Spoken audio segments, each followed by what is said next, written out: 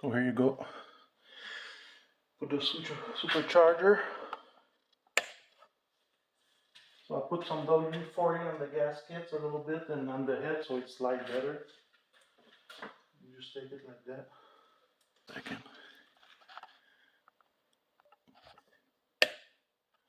So like I said, make sure all the gaskets are good and tight.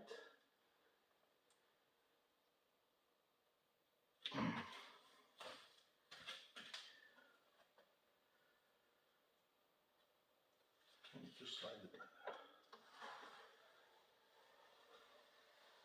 These are quite heavy, so just slide it like this. It's aligned. Then you pull the board.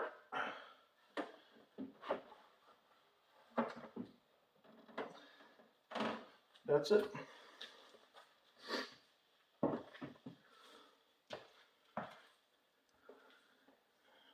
All done. So here we go. All installed. TVS Eaton 2300 Supercharger. Easy to install. It's coming up.